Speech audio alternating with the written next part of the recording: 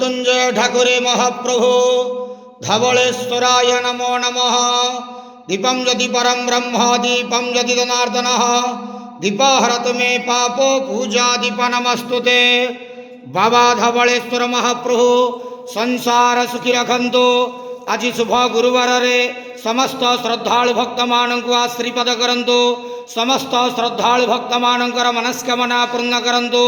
कर्म क्षेत्रोन्नति करंतु। ग्रहरिष्ट मान खंडन करंतु। जगतर मंगल करंतु। विश्वर कल्याण करंतु। आपणकर नाम विख्यात करंतु। सेवकर डाक श्रवण करंतु। समस्त गुआवसा भक्त मानकर मनस्कामना पूर्ण करंतु। महाप्रभु धवलेश्वराय नमो नमः। संसार सुखी रखंतु आनंदे केवार हरि बोलो।